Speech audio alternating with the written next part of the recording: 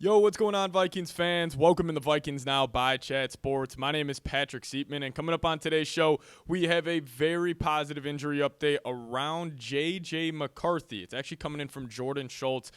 He hopped on Cowherd's show, and he gave an update on that. And then also on today's show, we have quotes from J.J. McCarthy, him specifically talking about this rehab process.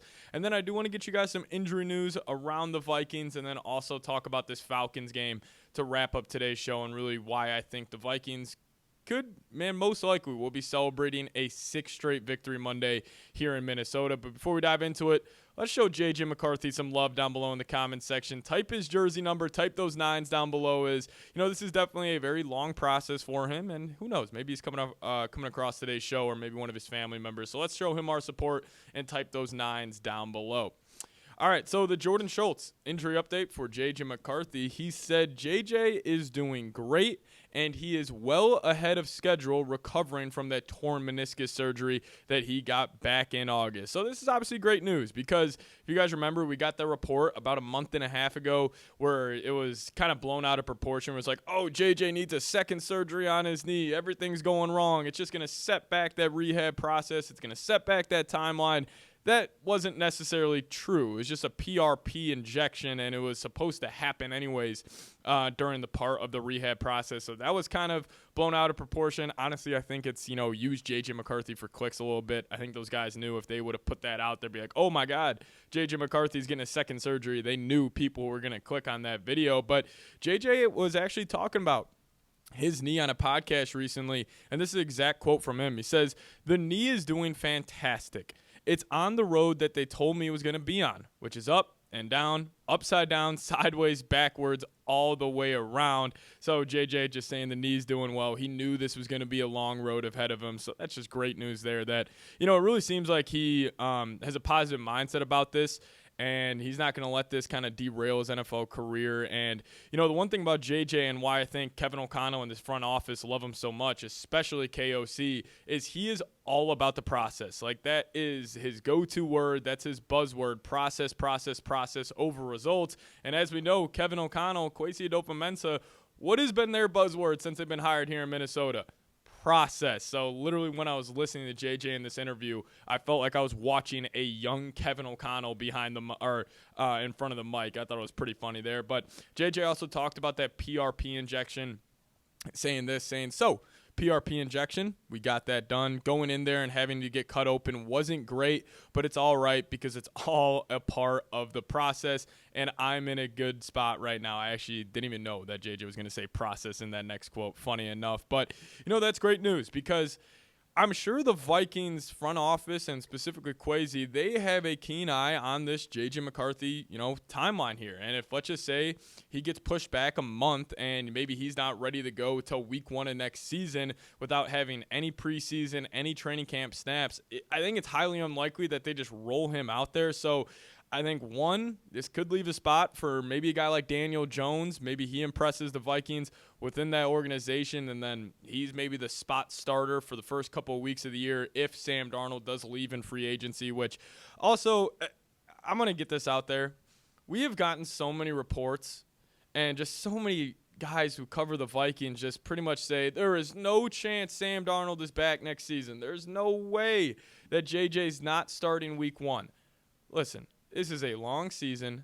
Anything can happen. And if you're telling me, let's just say the Vikings go win the division, win 14, 13 games this year, that they're not going to consider paying Sam Darnold with maybe that Baker Mayfield contract where it's 3 years, $100 million. And then, obviously I want to see JJ out there. I mean, I went to high school with the freaking kid. Like, that would be awesome for me personally to see him, playing quarterback for my favorite NFL team. But you also just got to consider that, in this business, the whole point of it is to just find the quarterback. It's find that franchise guy, whether that's through the draft, through the trade market, or through free agency. The whole point of the whole shebang is to find that franchise guy. So want to get you guys update there. And then also a little concerning news for the Vikings heading into this Falcons game. Dalton Reisner actually popped up on the injury report on Thursday. So this was the same back injury that kept him on IR to start the year, so a little concerning there, especially with back injury to an offensive lineman. I mean, if that flares up again, that is just not too good of news. So look out for maybe Ed Ingram starting this weekend. And again, like I've been in the camp where it's like start Reisner. But I think with Reisner in the lineup, you lose some of that run game physicality because even though Ed Ingram, one of the worst pass blocking guards in the league, the one positive with him is he was a fantastic run blocker, and he's, Reisner's just not on the same level as him. So maybe this weekend at right guard versus the Falcons, we'll see, Ed Ingram over Dalton Reisner. But I want to ask you guys this here real quick, and then we'll dive into, kind of my final thoughts on the Falcons game this weekend, and also talk about this Thursday night game that you guys are probably seeing here very, very shortly. Will you boo or cheer for Kirk Cousins? Type C for cheer, type B for boo. I'm going to make this the pin comment on today's video, so if YouTube throws an ad break your way, sit back, let it play, and let me know your thoughts. Will you boo or will you cheer for Kirk Cousins this weekend? All right, speaking about Kirk Cousins, making his return to U.S. Bank Stadium after 6 long years as the Vikings starting quarterback. First off, when, obviously I knew Kirk was in Minnesota for 6 years, but really saying that out loud, like, it was a very, very fast 6 years in Minnesota. And, Kirk, he had a great little career here. Honestly, my whole take around the Mike Zimmer, Kirk Cousins era with the Vikings was Mike Zimmer's a good head coach. Kirk Cousins is a good quarterback, but they are not great by any means. And I think you need to be great at least one of those spots to go and win a Super Bowl or even just make the NFC Championship. And that's a big reason why they only had one playoff win over his 6-year tenure. And the year before, when he was brought in to be that guy to get over the top, the Vikings were in the NFC Championship game playing the Philadelphia Eagles. So, more thoughts on this game here. I think the Vikings, I think this is the blowout we've been waiting for. I think this is the game where Vikings fans aren't pissed off after because they had to escape another victory, and then everybody gets down in the comment section, oh, I told you, this is just 2022 over again.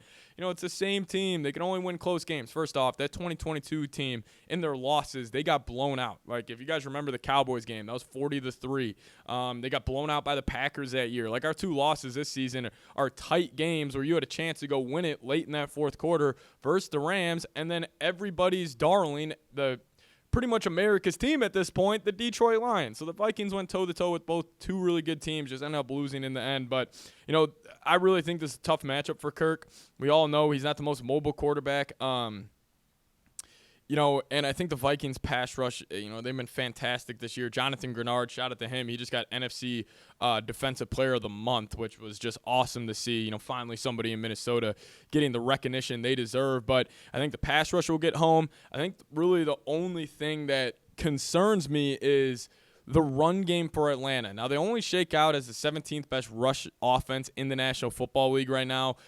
But with no pace in the lineup this week, yet again for the Vikings, we just saw the Cardinals run all over the field. It's Kirk Cousins in a dome. Like, I'm just trying to play it from both sides here, like trying to see the Falcons beat the Vikings if they get the run game going. It sets up the play action, and it sets up those intermediate routes over the middle of the field, which one, Jared Goff killed the Vikings on. Same with Stafford, and those were our 2, losses throughout the year. So I will wait and see how that plays out, but I really think the Vikings, they should be very successful defensively this weekend and also offensively. Like Sam Darnold and crew, this will be their easiest test that they have faced over the last, 5-ish weeks. The Falcons have a very mediocre defense. They aren't able to get any pressure on the quarterback. They only have 15 sacks total on the year, which is actually dead last, and the team who's second to last has 21. So they have a 6-sack difference between last in the league and second to last in the league. So you should have solid protection. We'll see if they can establish any sort of a run game this week. Again, have to wait and see there, but, hopefully Aaron Jones clean up the fumbles, win the turnover battle, all those cliche terms that we say every week. But seriously, this could be a blowout for the Vikings. So I'm going to go final score prediction. I'm going to go 31-20. Now, I was just saying it's going to be a blowout. I think it will be 31-13. Kirk, gets his, typical garbage time touchdown. But those are kind of my final thoughts on the Falcons game this weekend. But you guys are about to watch probably the Packers-Lions game right now. This is must-watch TV for Vikings fans. I cannot wait for this game. I am officially rooting for the Green Bay Packers in this matchup. Skull Packers tonight, because the whole argument is, if you want the better chance at the number 1 seed, you root for the Packers. Now, if you want to create that gap between the 5 and 6 seed, you're probably going to want to pull for the Lions. But let's just say if you think the Vikings have no chance of getting the number 1 seed, one, I disagree with you, but two, like, is there that big of a difference between the 5 and 6 seed really this year? Because it's going to be the NFC South and NFC West at that 3-4 spot, and both those divisions are very bad, and I'm fine with the Vikings playing either of those winners in the wild card weekend. And then let's just say you win, you're gonna have to go to Philly or Detroit eventually in the playoffs. So this weekend, tonight, I'm rooting for the Green Bay Packers, but you guys let me know. Who are you rooting for, Packers or Lions? Let me know your thoughts down below, and we'll see you guys next time. Thank you guys so much for watching. As always, Skol Vikes.